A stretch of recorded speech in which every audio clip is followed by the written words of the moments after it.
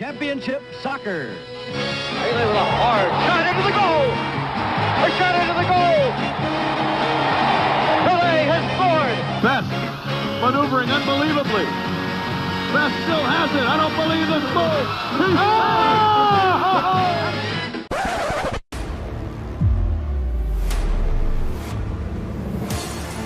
On the return run though, David Villa, the ball! It's a thing of beauty! You want to deliver it, the cross, over the great cross, and Dempsey has done it! Finding it, it's going to fall for Ibrahimovic! Oh, come on! Come on! Football has been played in America for just as long as basketball and baseball, but never became a traditional American sport. Until now. The rise of the MLS, Major League Soccer, has been a steady one. Although it is dwarfed by the American Football League and the NFL in terms of TV audience, there is now a strong following for soccer.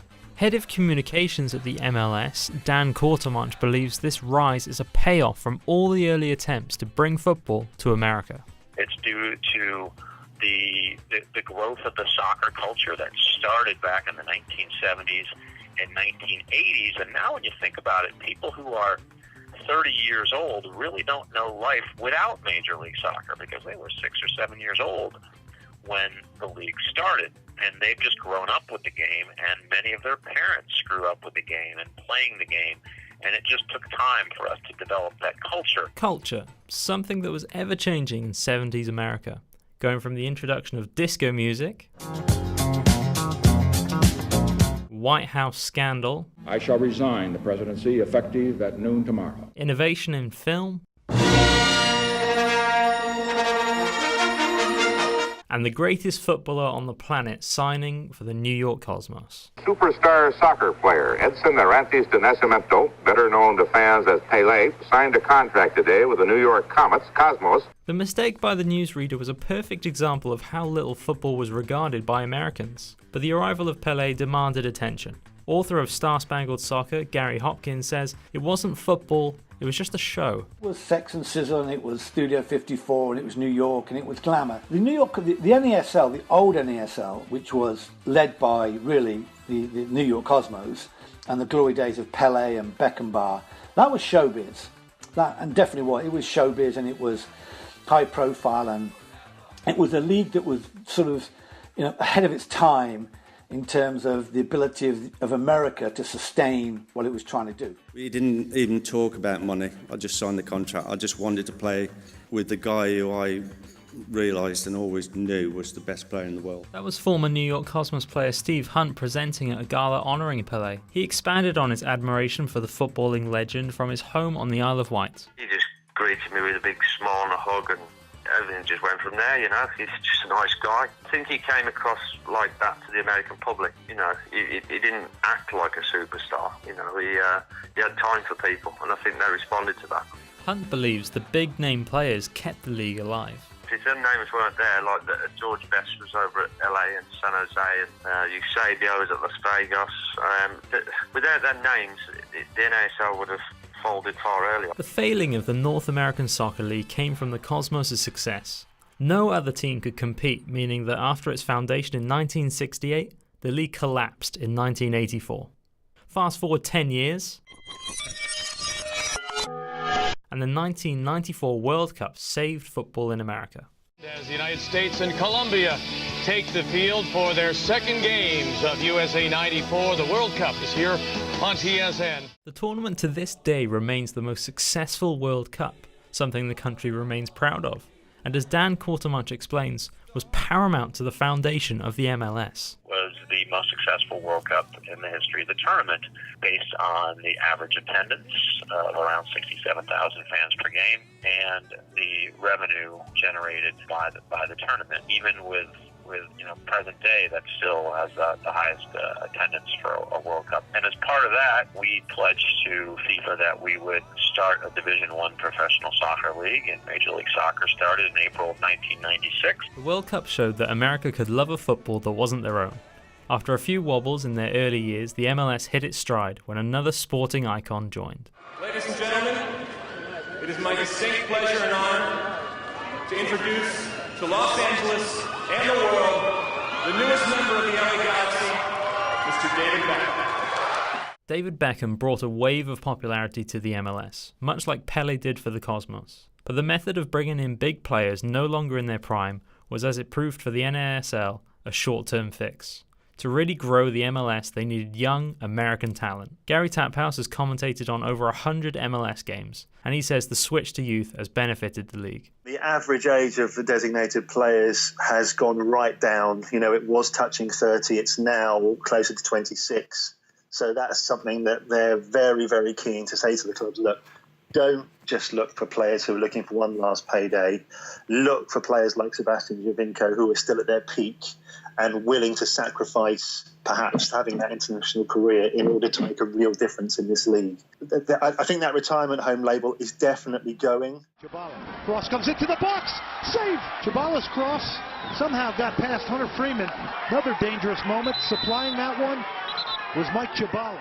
Former Houston Dynamo player Michael Chabala saw the league change through his time as a professional, and he agrees that the MLS no longer needs retiring stars. Before, earlier on, it was one of those things where we were just happy to have them, and that it was very good exposure for us to get the non-soccer fan to pay attention to soccer and our league and the country.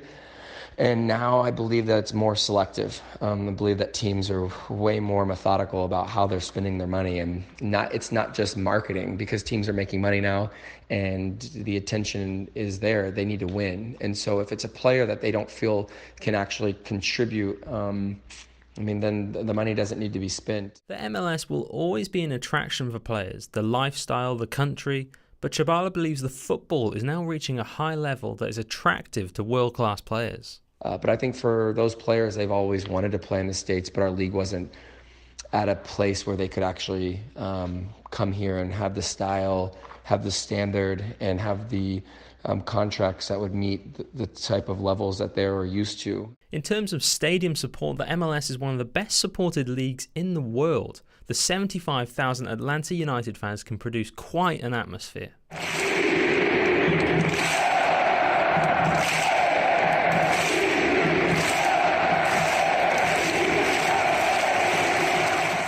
Stadium crowds may be increasing, but it's TV audiences that the MLS is fighting for. The competition is fierce, with having to compete with not just other American sports, but other football leagues. MLS expert and Washington Post journalist Stephen Goff is sympathetic to the challenge.